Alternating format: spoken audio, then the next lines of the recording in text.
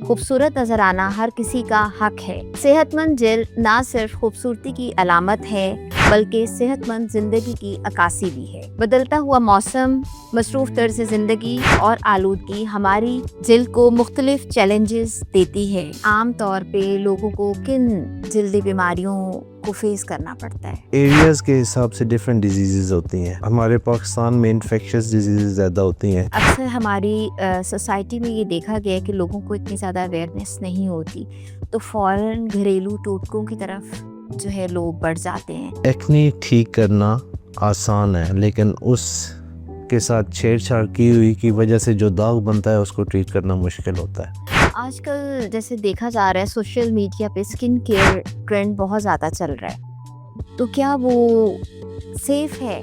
वो ऐसी प्रोडक्ट्स होती हैं जो कि लगाने से फ़ौरन रिजल्ट्स तो आते हैं, लेकिन लॉन्ग टर्म उनके नुकसानात बहुत आते हैं। जिल्द को सेहतमंद रखने की जो डेली रूटीन में जो एहतियातें हैं वो क्या होनी चाहिए? आपने क्लींजिंग करनी है, आपने मॉइस्चराइजिंग करनी है, आपने सन प्रोटेक्शन करनी है। आजकल जगह जगह कलर फेयर करने के लिए बहुत सी क्रीम्स का यूज़ हो रहा है। अल्लाह ने जो भी चीज़ बनाई है बहुत खूबसूरत बनाई है और उसकी केयर ही करनी चाहिए, नेचर के ख़िलाफ़ नहीं जाना चाहिए। यहाँ पे बहुत से जगहों पे पानी बहुत ज़्यादा सुनने में आता है कि खारा है। ये हार्ड वाटर जो होता है ये इसमें मैग्नीशियम और कैल्शियम की क्वांटिटी ज़्यादा होती है।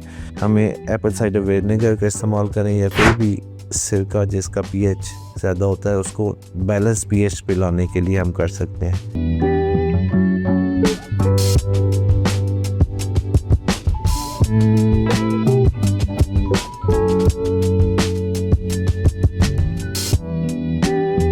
अस्सलाम वालेकुम नाज़रीन, क़याम सहर के ख़ुसूसी सिलसिले हम कदम के साथ आपकी मेज़बान अलमास पावर एडवोकेट आपसे मुखातिब हूँ। नाज़रीन, किसी भी इंसान का पहला इम्प्रेशन उसकी पर्सनालिटी होता है और खूबसूरत नज़र आना हर किसी का हक है। सेहतमंद जिल्द ना सिर्फ खूबसूरती की अलामत है बल्कि सेहतमंद ज़िंदगी की अक्कासी भी है। बदलता हुआ मौसम, मसरूफ़ तर्ज़ ज़िंदगी और आलूदगी हमारी जिल्द को मुख्तलिफ चैलेंजेस देती है। इसीलिए आज हमारे प्रोग्राम में हम बात करेंगे जिल्द की सेहत, आम जिल्दी बीमारियों और उनके मौसर इलाज के बारे में। इस गुफ्तगू को करने के लिए हमारे साथ प्रोग्राम में शामिल हैं मायनाज डर्मेटोलॉजिस्ट और एस्थेटिक स्पेशलिस्ट मोहम्मद अमीन रज़ा साहब। सर, प्रोग्राम में हम आपको खुशामदीद कहते हैं। जी, thank you very much, thank you for having me here.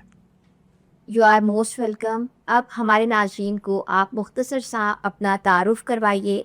वैसे तो आप किसी तारुफ़ के मोहताज नहीं हैं, लेकिन आप नाज़रीन को बताइए कि आपने अपनी एजुकेशन कहाँ से हासिल की और आप अपना क्लिनिक कहाँ कर रहे हैं? Thank you. मेरा नाम डॉक्टर मोहम्मद अमीन रज़ा है। मैं पाकिस्तान से मैंने एमबीबीएस किया, उसके बाद स्पेशलाइजेशन मेरी क्लिनिकल डर्मेटोलॉजी में इंग्लैंड वेल्स कार्डिफ यूनिवर्सिटी से है। उसके बाद मैं 2012-13 से डर्मेटोलॉजी की प्रैक्टिस कर रहा था। फिर बैरून मुल्क जाना पड़ा, अमेरिका 5-6 साल रहा और रिसेंटली मैं वापस आया हूँ। चकवाल में मैंने डर्मेटोलॉजी की प्रैक्टिस शुरू की है और मैं इम्तियाज़ मेडिकल कॉम्प्लेक्स में एज अ कंसल्टेंट डर्मेटोलॉजिस्ट और एस्थेटिक स्पेशलिस्ट अपनी सर्विसेज प्रोवाइड कर रहा हूँ। सर, इस प्रोफेशन में आने की कोई ख़ास वजह? ये बड़ा इंटरेस्टिंग क्वेश्चन है। एक तो इसमें ये कि बहुत डिमांडिंग फील्ड है, इसके अलावा इसमें इमरजेंसीज़ नहीं है। हमारे बारे में मशहूर है कि कोई पेशेंट इस स्किन की बीमारी की वजह से उसकी डेथ नहीं होती, और ये है कि इसके जो ठीक होने के चांसेस होते हैं वो भी ज़्यादा होते हैं। कुछ बीमारी ऐसी हैं कि जो कि बिल्कुल ठीक नहीं होती, लेकिन उनको हम कंट्रोल कर सकते हैं। तो आप ये रिलेटिवली अदर फील्ड से ये इजी फील्ड है और रिवॉर्डिंग भी है, इसलिए मैंने इसका मतलब आप शौक से आए हैं? जी, मैं शौक से आया हूँ। तो सर, आप हमारे नाज़रीन को बताएंगे कि आम तौर पे लोगों को किन जिल्दी बीमारियों को फेस करना पड़ता है? ये डिफरेंट एरियाज़ के हिसाब से डिफरेंट डिजीज़ होती हैं। मसलन हमारे पाकिस्तान में इन्फेक्शस डिजीज़ ज़्यादा होती हैं as compare to European countries. उधर कैंसर्स ज़्यादा होते हैं, इसलिए कि डिपेंड्स अपॉन कि आपके इन्वायरमेंटल फैक्टर्स कैसे हैं और आपका जेनेटिक मेकअप कैसा है। स्किन टाइप, जो स्किन की कम्प्लेक्शन होती है वो स्किन टाइप 1 2 3 4 5 6 लेते हैं। वन वो होती है जिनका कलर, जो कॉकेशियंस हैं जिनका कलर बिल्कुल वाइट होता है, उसमें मेलानिन की प्रोडक्शन और मेलानोसाइट्स कम होते हैं एज़ कम्पेयर टू अफ्रीकन्स। वो स्किन टाइप 6 है, वो उनमें मेलानिन की प्रोडक्शन बहुत ज़्यादा होती है और उनका कम्प्लेक्शन डार्क होता है। हमारी skin type lies between 3 to 4 और 5, जिसमें हमारी लाइटर स्किन भी होती है और थोड़ी सी डार्कर, और जिनको हम गंदमी कह सकते हैं। तो इस हिसाब से डिफरेंट स्किन टाइप्स के हिसाब से डिजीज़ होती हैं। इन्वायरमेंटल फैक्टर्स भी काउंट करते हैं। मसलन हमारा मुल्क, इसकी आबादी काफ़ी ज़्यादा है, एरिया छोटा है, तो जिस वक्त कम्पैक्ट इन्वायरमेंट में होते हैं उसमें इन्फेक्शस डिजीज़ के चांसेस ज़्यादा हो जाते हैं। कॉन्टीजियस डिजीज़ के भी चांसेस ज़्यादा हो जाते हैं जो एक दूसरे से लगती हैं, जो इजीली ट्रांसमिट हो सकती हैं। तो हर एरिया के हिसाब से वहाँ की डिजीज़ डिफरेंट हो। जी, डिफरेंट होती है। सर, आजकल जैसे देखा गया है कि नौजवान नस्ल में एक्ने इश्यूज़ बहुत ज़्यादा होते हैं और वो इसकी वजह से बहुत ज़्यादा परेशान भी होते हैं, तो इसकी बेसिक रीजंस क्या होती है? एक्नी को हम एरिया से डिवाइड नहीं कर सकते, ये एक ग्लोबल इशू है, ये हर स्किन टाइप में पाई जाती है। इसकी मल्टीपल रीजंस होती हैं। Number 1 is the genetics. अगर आपकी फैमिली में वो चीज़ रन कर रही है तो वो आपको फेस करना पड़ेगा। नंबर 2 इसका एनवायरमेंटल फैक्टर्स होते हैं कि आपकी स्किन टाइप एनवायरनमेंट को कैसा रिस्पॉन्ड कर रही है। मेनली इसकी बेसिक पैथोलॉजी ये है कि आपके स्किन पोर्स होते हैं जो कि ऑयल की प्रोडक्शन करते हैं ताकि आपकी बॉडी आपकी स्किन को मॉइस्चराइज रख सकें। अगर वो क्लॉग हो जाए यानी उसमें रुकावट आ जाए तो वो बिल्ड अप होना शुरू हो जाता है उसके अंदर सीबम प्रोडक्शन या ऑयल जो कि हमारी स्किन को मॉइस्चराइज करता है। जब वो बिल्ड अप होता है तो उसमें जो नॉर्मल फ्लोराज हैं स्किन के ऊपर बैक्टीरियाज, वो उसमें अपनी उसकी एक्टिविटीज़ बढ़ जाती हैं जो कि उसको फिर एक्नी की शेप में आ सकते हैं। एक्नी भी आगे डिफरेंट टाइप्स की होती है।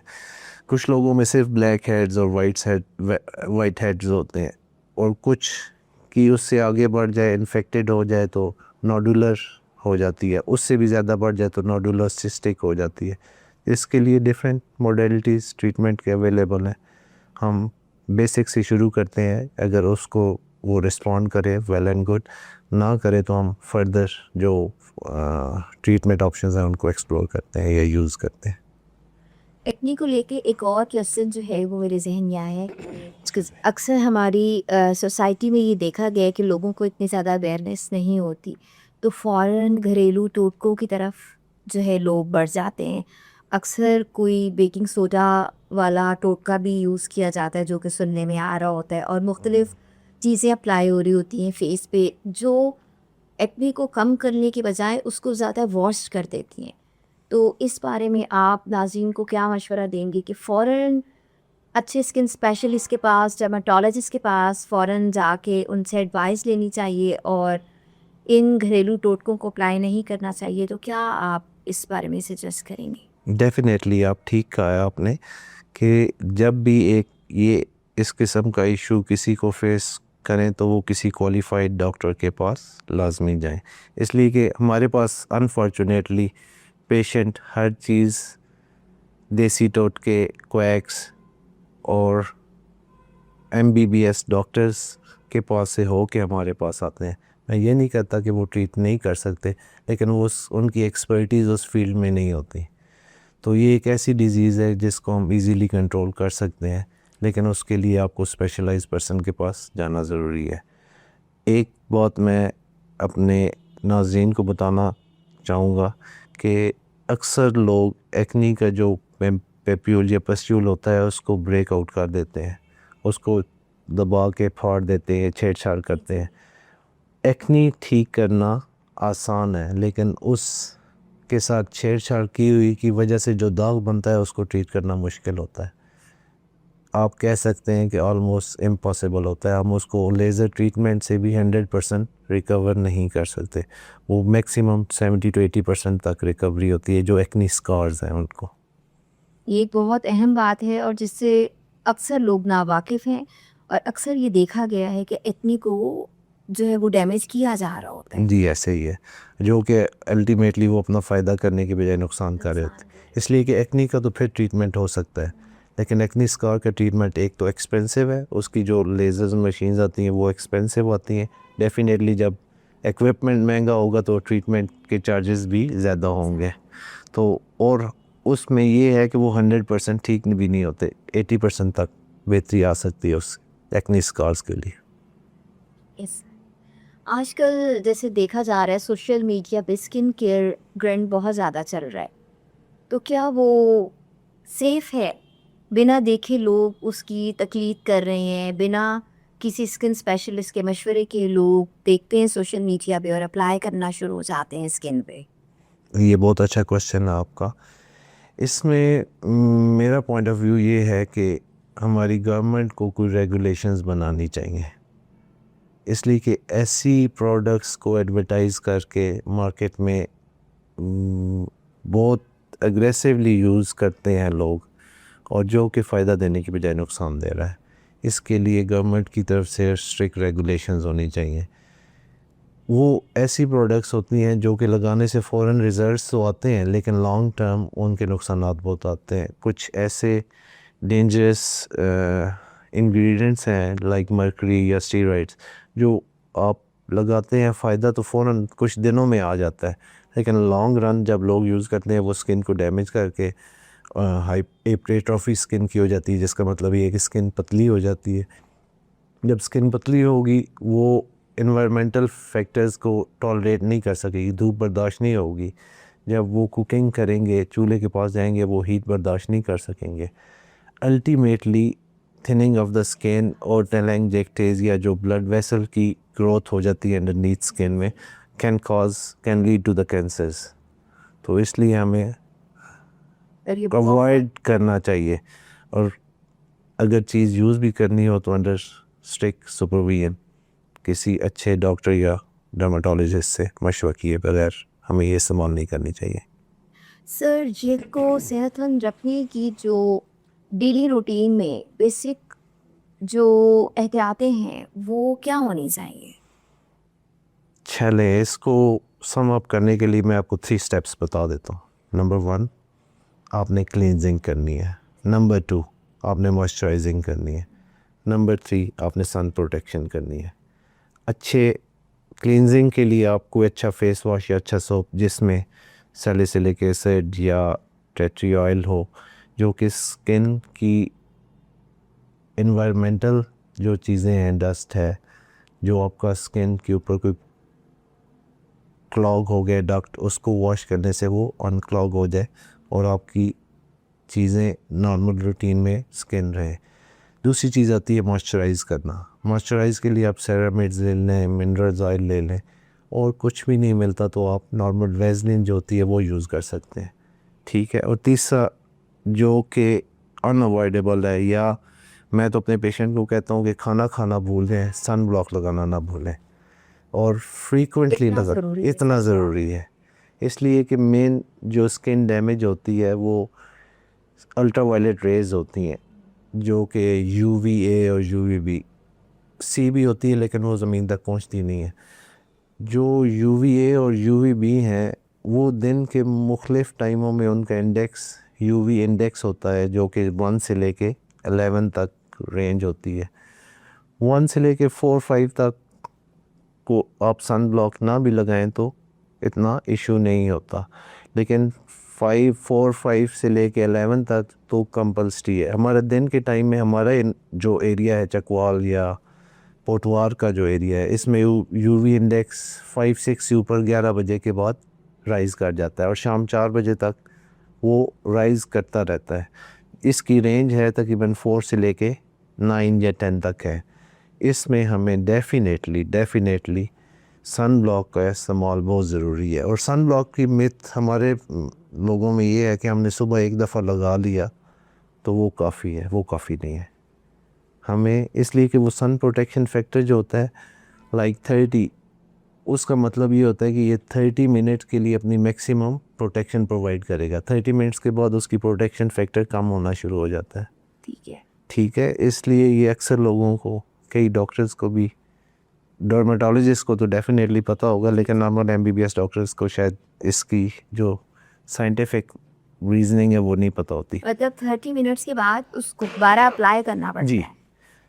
इतना फ्रीक्वेंट ना भी करें तो एवरी 2 आवर्स तो लाजमी करना है, 2 to 3 आवर्स, या दिन में, यानी जिस टाइम धूप है उस 5 6 7 8 घंटे के दरमियान आपने 3 4 दफ़ा सन ब्लॉक यूज़ करना है। क्योंकि पॉल्यूशन, धूप ये हमारी स्किन को डैमेज करती है, जो अल्ट्रा वायलेट रेज है ना वो डैमेज करती हैं, वो फ्री रेडिकल्स बनाती हैं जो कि स्किन के नॉर्मल रिपेयर के प्रोसेस को हॉल्ट करती हैं। और सनब्लॉक तो नॉर्मली लोग यूज कर ही नहीं रहे होते। हमारे पास इसका यूजेज बहुत कम है, अब अवेयरनेस आ रही है, लोग यूज़ करना शुरू हो गए। एक स्किन कैंसर को रोकने के लिए जिन इलाकों में स्किन कैंसर ज़्यादा होते हैं, ऑस्ट्रेलिया में, न्यूजीलैंड में, इन्वायरमेंट साफ़ है लेकिन उधर यूवी इंडेक्स काफ़ी हाई होता है।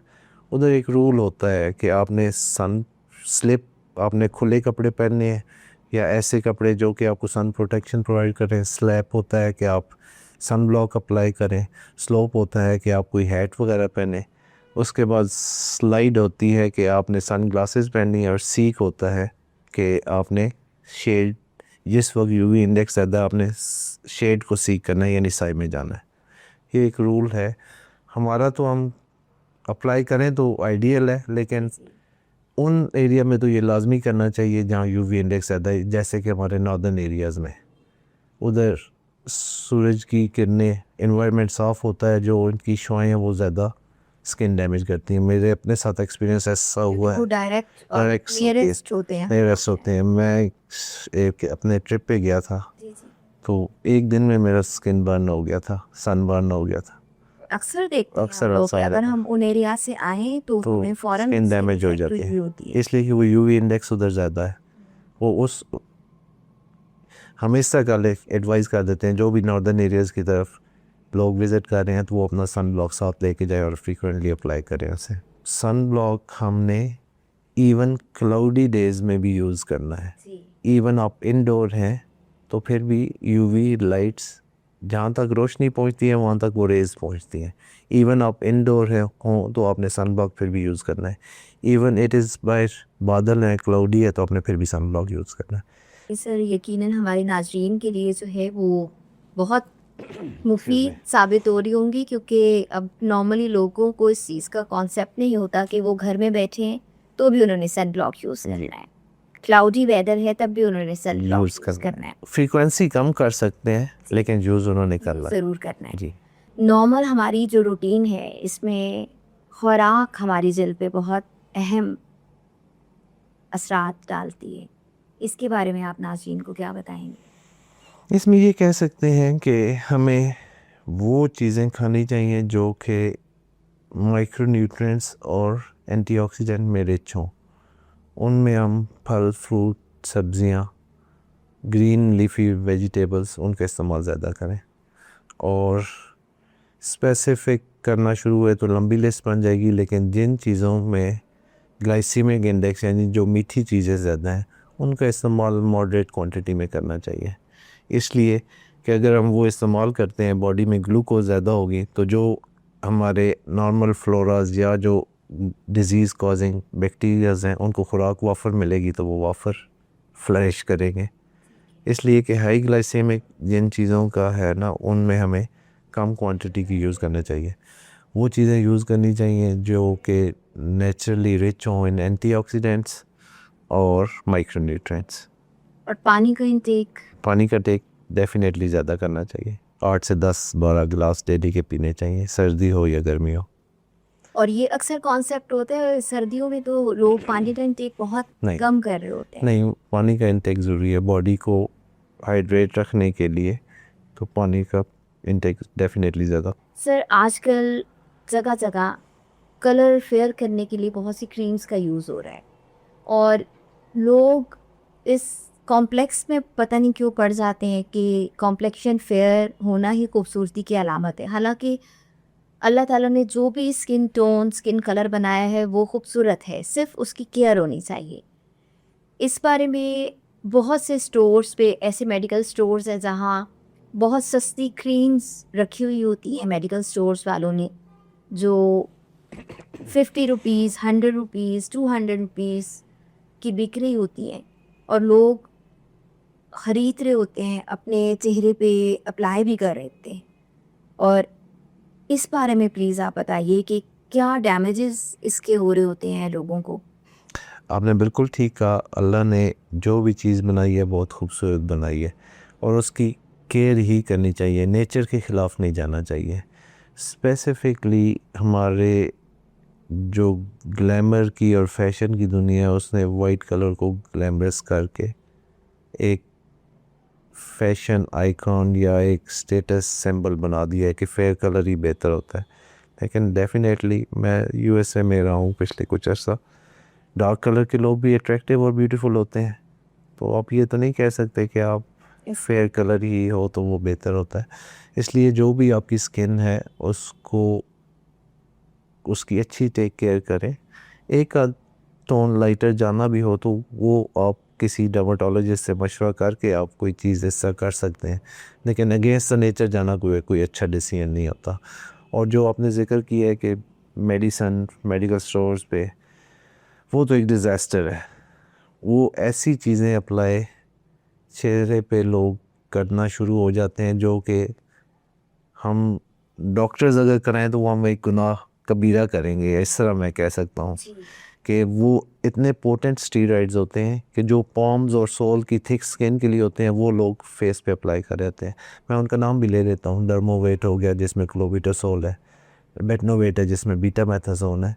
ये फेस पे अप्लाई करना बहुत बहुत ज़्यादा हार्मफुल है। कभी किसी डिज़ीज़ में नहीं करना चाहिए तो लोग नॉर्मली किस तरह कर सकते हैं, ये बहुत बड़ा ज़्यादती है लोग अपने साथ करते हैं, या मेडिकल स्टोर्स वाले अगर करते हैं तो वो लोगों के साथ और करते हैं। इसके जो कॉन्सिक्वेंसेस हैं वो कितने हार्मफुल हो सकते बहुत ज़्यादा स्किन पतली होनी शुरू हो जाती है, स्किन के नीचे ब्लड वेसल्स की तादाद बढ़ जाती है, ultimately they can even cause skin cancers.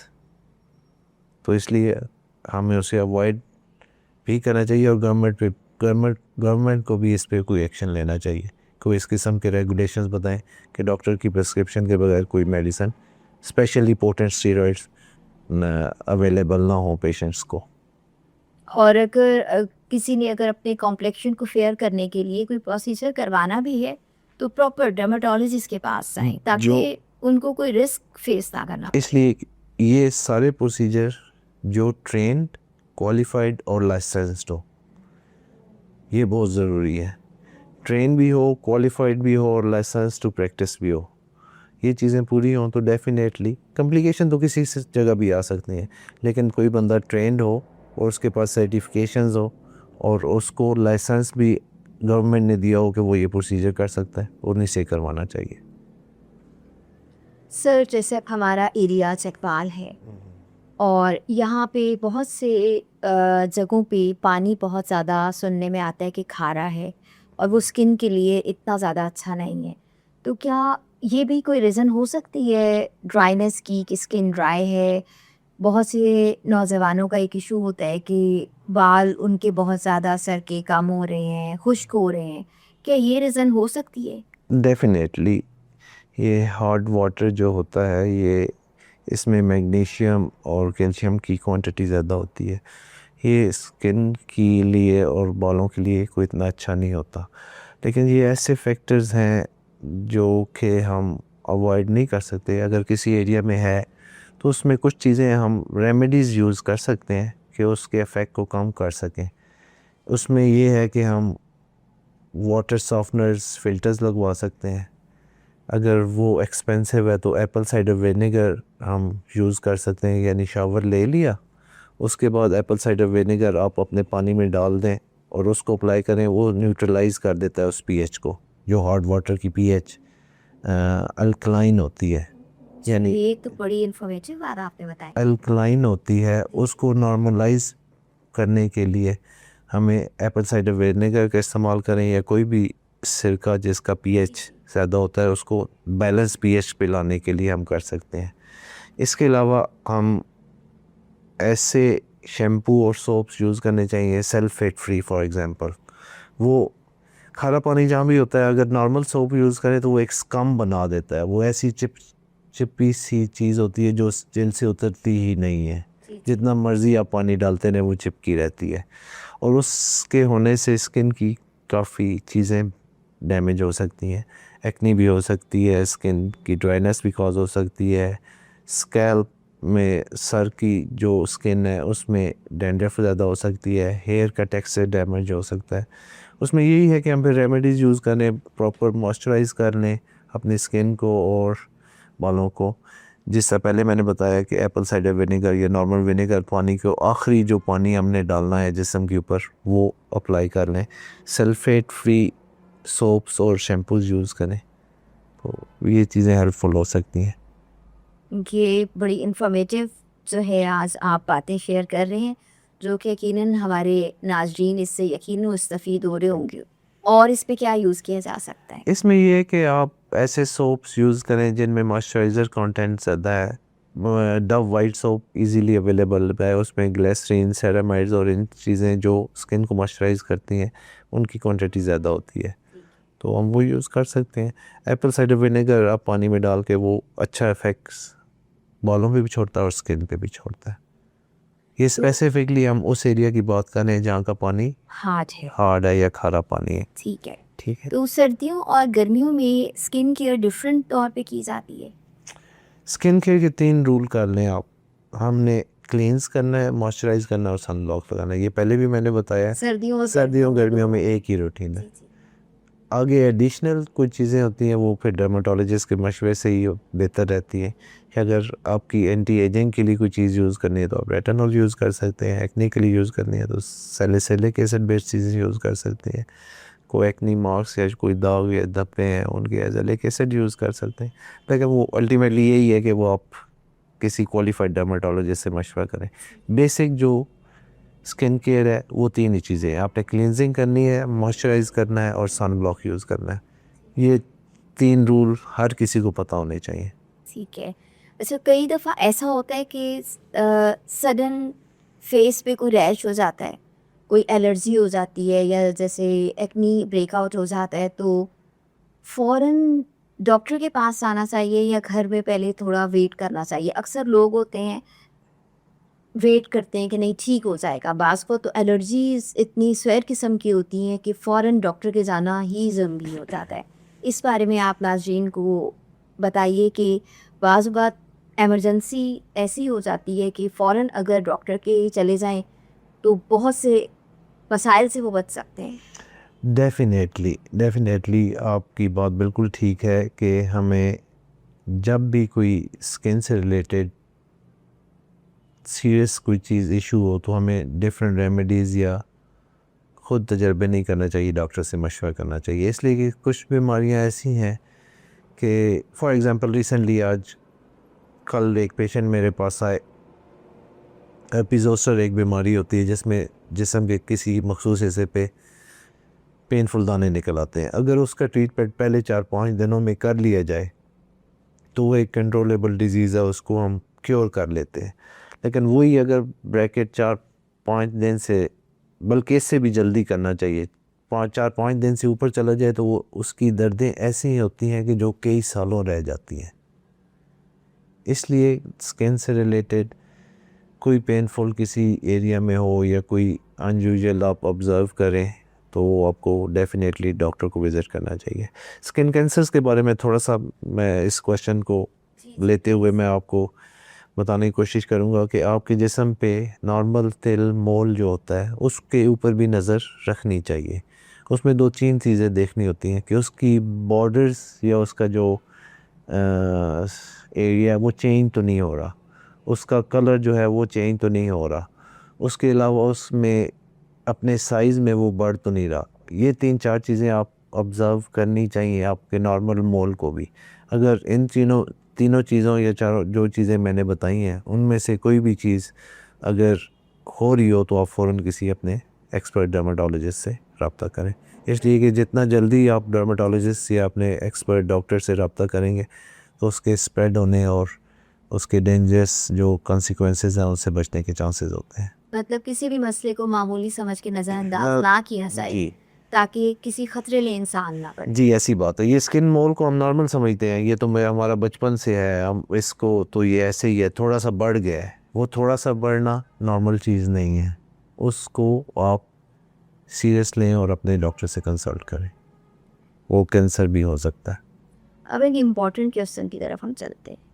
क्या स्ट्रेस, परेशानी और जहनी दबाव का ताल्लुक स्किन से है? आप कह सकते हैं, जिस वक्त बंदा स्ट्रेस में हो, नींद पूरी नहीं होती, खाना बैलेंस डाइट नहीं खाता, अपनी टेक केयर अच्छी नहीं करता, तो डेफिनेटली स्किन पे उसके इफ़ेक्ट्स तो आ सकते हैं।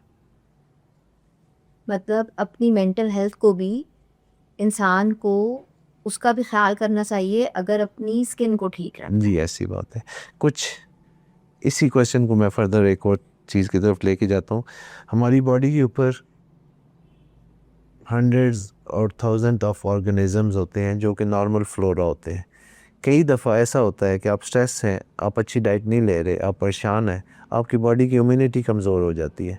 वो अपॉर्चुनिटी का फ़ायदा उठा के वो जरासीम जिस्म पे हमला करते हैं, और कई बीमारियां ऐसी होती हैं स्किन पे जो कि उस वजह से आपके, हालांकि वो नॉर्मल फ्लोरा होता है बैक्टीरियाज का जो आपके हर किसी की बॉडी के ऊपर होता है, लेकिन वो सिर्फ अटैक उन पे करता है जिनकी इम्यूनिटी कमज़ोर हो, या जो किसी वजह से उनकी बॉडी स्ट्रेस में हो तो उसके ऊपर वो अटैक कर देते हैं। जैसे आप देख सकते हैं डायबिटिक पेशेंट जो हों या ओल्ड एज हों, उनके ऊपर कई स्किन की ऐसी डिजीज़ होती हैं कि जो कि उस अपॉर्चुनिटी का फ़ायदा उठा के डिजीज़ कॉज करते हैं। तो इससे बचने के लिए कोई हल? खुश रहें, अच्छी खुराक खाएं, एक्सरसाइज करें। क्या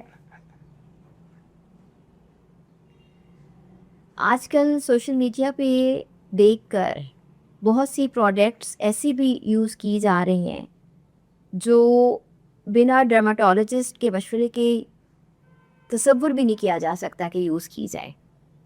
इसके साइड इफ़ेक्ट्स के बारे में भी बता दें।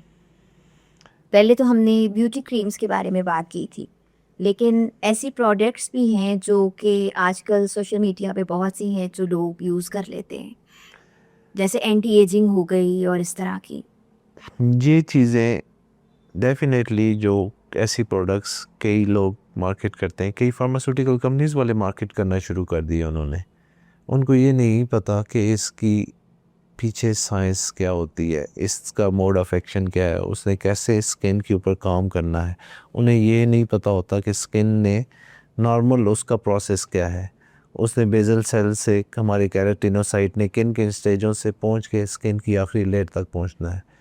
तो वो चीज़ें फ़ायदा तो देती हैं, लेकिन उसके इस्तेमाल करने का तरीका, उसके यूज़ करने के फ़ायदे और नुकसानात अगर पता हों लोगों को तो फिर इस्तेमाल कर लें, अगर नहीं पता तो डॉक्टर से मशवरा करके करें। और हर बंदे की स्किन अलग है। अलग होती है डेफिनेटली। तो आपने ये अच्छा कैसे हो क्वेश्चन। सकता है कि एक प्रोडक्ट किसी एक को फ़ायदेमंद दे और दूसरे को भी दे, लेकिन ज़रूरी नहीं है।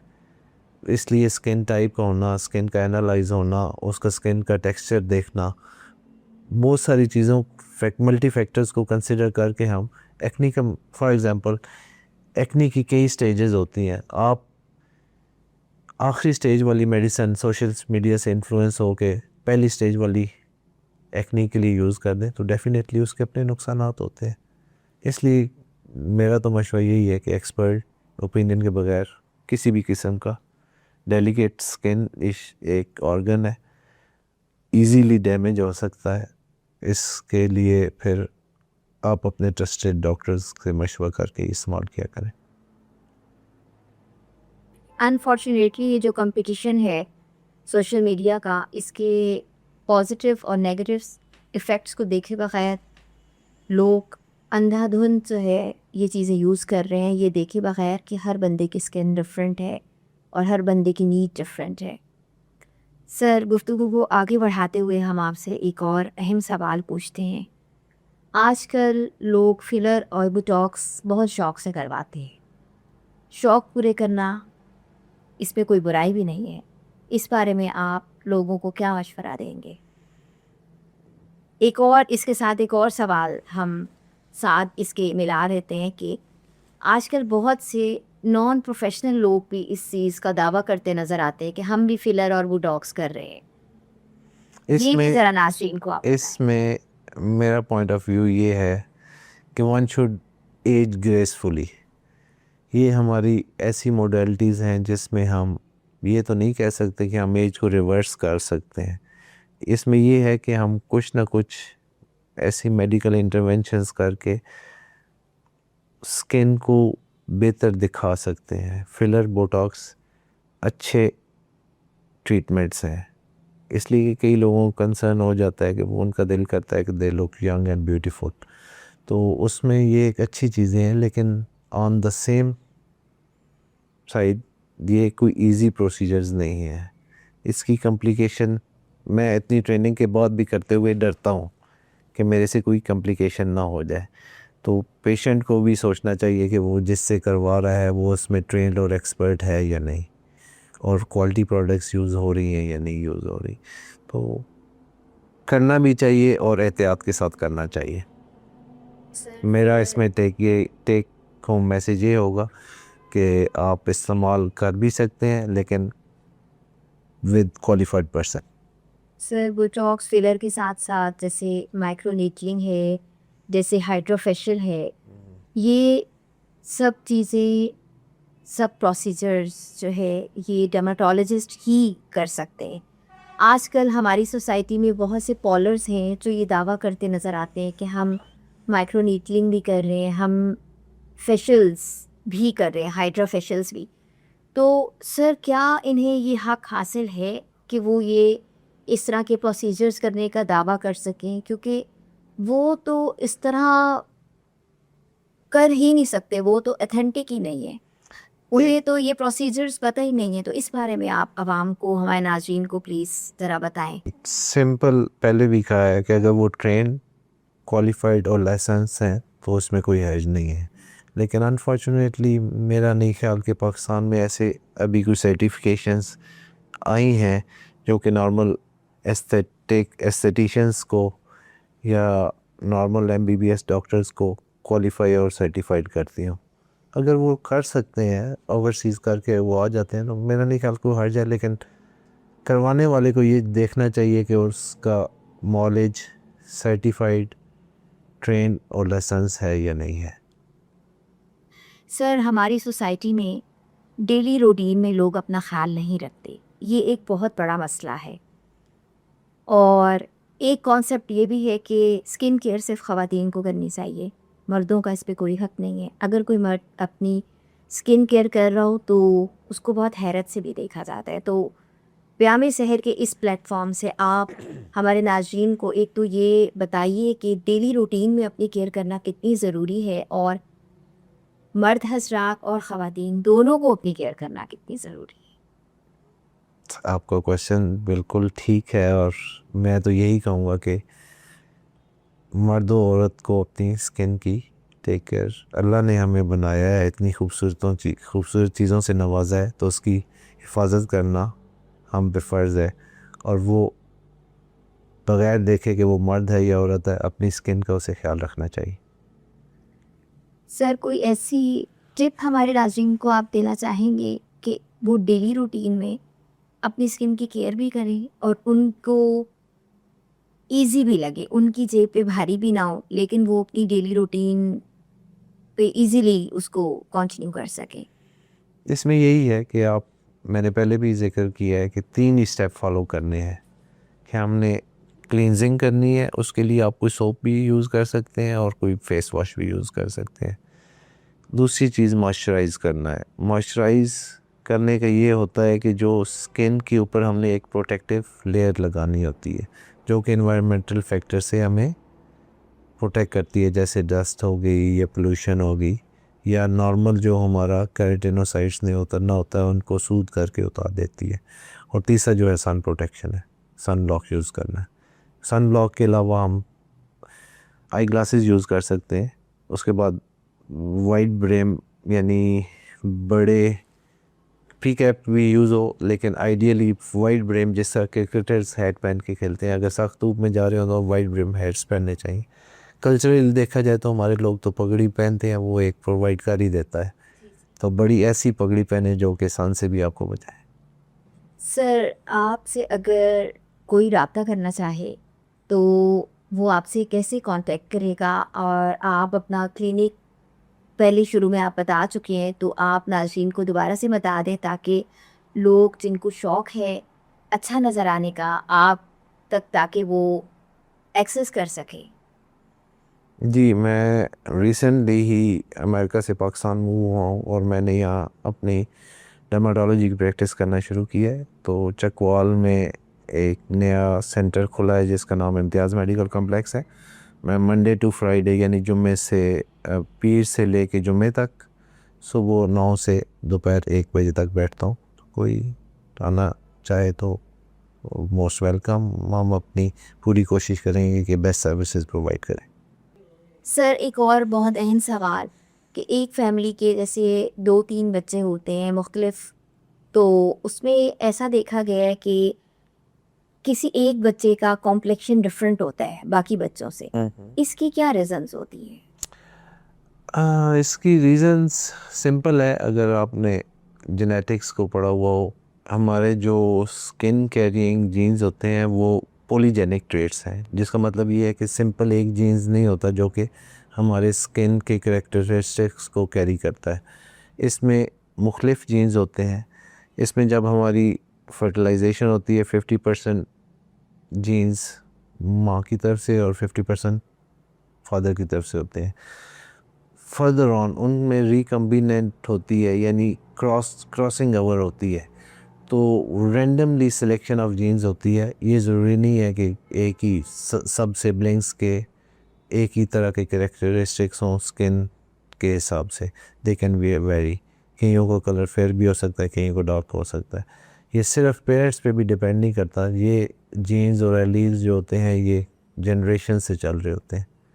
तो सेग्रीगेशन हो सकती है, इसमें ऐसा कोई इशू नहीं है। स्किन बच्चों की स्किन की केयर के लिए भी ये है कि वही अपने रूल्स फॉलो करने हैं कि उनको धूप से बचाएं, क्लींजिंग अच्छी करें और मॉइस्चराइज करें। आजकल ये हो रहा है कि बच्चों में स्किन रैशेस बहुत ज़्यादा हो जाते हैं। उसमें ये है कि एक क्वालिटी प्रोडक्ट्स यूज़ करें। दूसरा छोटे जो हमारे टोडलर्स हैं 2 साल से छोटे, उनको नेपी रैश हो जाता है। उसमें मैं अपनी माँओं को ये बताने की कोशिश करूँगा कि वो फ्रीक्वेंटली उन्हें चेंज करें, उनके डायपर चेंज करें। जब वो वेट हो जाए तो उसको उसकी जिस्म के ऊपर ना रहने दें, उसको फ़ौरन चेंज कर लें। इसके अलावा तो क्वालिटी प्रोडक्ट्स है, जिंक ऑक्साइड पेस्ट आप इस्तेमाल कर सकते हैं। सूडो क्रीम के नाम से ओवर द काउंटर भी अवेलेबल होते हैं, वो यूज़ कर सकते हैं। तो बस ये बेसिक केयर्स हैं जो करनी चाहिए। बच्चों को अच्छी स्किन से मॉइस्चराइज़ करें। कुछ भी नहीं है तो घर में जो ऑलिव ऑयल है या किसी और किस्म का ऑयल है उससे बॉडी के बच्चों को मॉइस्चराइज़ कर सकते हैं, उनका मसाज कर सकते हैं। सर, अभी जैसे ईद का मौका है और आपसे मैं ये पूछना चाहूँगी कि ईद के मौके पे आपने इस एरिया में क्या रुझान देखा है कि क्या लोगों को अपनी स्किन के बारे में फ़िक्र है? वो एज़ अ डर्मेटोलॉजिस्ट आपका क्या एक्सपीरियंस रहा है कि क्या वो आपके पास शौक से आते हैं, प्रोसीजर्स के लिए आते हैं या स्किन के इश्यूज़ लेकर आते हैं? ये आपने बहुत अच्छा क्वेश्चन किया है। इस पे मैं ये कहने की कोशिश करूँगा कि हम जब आखिरी टाइम आता है वो मेरे पास आके पेशेंट कहते हैं हमारे 10 दिन रह गए, हमारी शादी होनी है, कम 1 महीना रह गया शादी होनी है, हमारी एंगेजमेंट होनी है, हमारा पार्टी का फंक्शन है, हमारा स्कूल का फंक्शन है, यूनिवर्सिटी का फंक्शन है। तो इसमें मैं ये पॉइंट आउट करूँगा कि डॉक्टर के पास कोई जादू की छड़ी नहीं होती। उसको थोड़ा सा टाइम दें। उसने कोई अगर प्रोसीजर करना है उसके लिए टाइम होना चाहिए। आप अर्ली प्लानिंग करें कि जब भी आपने कोई किसी चीज़ के लिए कोई स्पेशल ट्रीटमेंट अपनी स्किन को देना है तो डॉक्टर को उसके लिए टाइम दें। वेल इन टाइम डॉक्टर के पास आएँ ताकि वो जो भी प्रोसीजर आपने करवाना है तो उसके लिए सफिशिएंट टाइम हो। टाइम लेकर आना टाइम चाहिए। लेके आना चाहिए। अगर एकदम से आके कहेंगे तो कुछ भी सडन नहीं हो सकता। वो डेफिनेटली कोई it takes time. Takes time. तो जो आप मेडिसिन अप्लाई करना शुरू भी करें तो 1-2 दिन में तो उसका असर नहीं होता। It's usually take 2 to 3 weeks. कोई प्रोसीजर करें तो उसका डाउन टाइम, कुछ प्रोसीजर्स होते हैं जिनका डाउन टाइम फ़ौरन होता है। हाइड्रा फेशियल जिसने करवा दी यानी फ़ौरन 1-2 दिन में रिज़ल्ट आ जाता है। ग्लोई तो स्किन हो सकती है, लेकिन ब्यूटी फ्रॉम इनसाइड के लिए आपको कुछ थोड़ा सा टाइम देना पड़ेगा। सर, ब्यामी शहर के प्लेटफॉर्म पे आके आपको कैसा लगा और हमारा ये डिजिटल स्टूडियो आपको कैसा लगा, और इस प्लेटफॉर्म से आप नाज़रीन को क्या मैसेज कन्वे करना चाहेंगे? थैंक यू वेरी मच, मुझे बहुत अच्छा लगा। मेरा फर्स्ट एक्सपीरियंस था किसी भी पोस्ट कार्ड का, जो कि वेरी स्मूथली और अच्छे अंदाज में हुआ। होपफुली आपके लिए जो बातें मैंने बताई हों वो इंफॉर्मेटिव हों और आपको उससे फ़ायदा हो। हमें शहर अच्छा स्टूडियो है, प्रोफेशनल लोग हैं, अच्छा काम कर रहे हैं। मेरी बेस्ट विशेस हैं सबके लिए, बाकी उसके लिए करें। Thank you so much sir, आपने अपने कीमती वक्त से हमारे प्रोग्राम के लिए वक्त निकाला, और आज की गुफ्तगू यकीनन हमारे नाज़रीन के लिए बहुत ज़्यादा इंफॉर्मेटिव रही होगी। जी, तो नाज़रीन, आज की गुफ्तगू से आपने यकीनन बहुत सी अहम मालूमात सीखी होंगी और आपके इल्म में बहुत इजाफ़ा हुआ होगा। आप याद रखिए कि आपका चेहरा आपकी सबसे बड़ी दौलत है, और इसे सस्ती करीमों और अनाड़ी हाथों के हवाले कभी भी मत कीजिए। उम्मीद है आज की मालूमात से आपको स्किन केयर के बारे में आपके इल्म में मज़ीद इजाफ़ा हुआ होगा, और थोड़ी सी इंफॉर्मेशन मैं आपके नॉलेज में इजाफ़ा करती जाऊं कि हमेशा डर्माटोलॉजिस्ट के पास जाएं जो कि सर्टिफाइड हों और पीएमडीसी से रजिस्ट्रेशन जिनकी हुई हुई हो। कभी भी गली मोहल्ले वालों के पास जो क्लिनिक लगा के बैठे होते हैं और रजिस्टर्ड नहीं होते, उनके पास जाके अपने खूबसूरत चेहरे के ऊपर तजर्बे मत करवाइए। ब्याम शहर के खसूसी सिलसिले हम कदम के साथ रहिए। फिर मिलेंगे एक नए मौजू और एक नई गुफ्तगू के साथ। अपना ख्याल रखिए, इजाज़त दीजिए, अल्लाह निगहबान। मैं हूँ आपकी मेज़बान अलमास बाबर एडवोकेट। अल्लाह हाफ़िज़।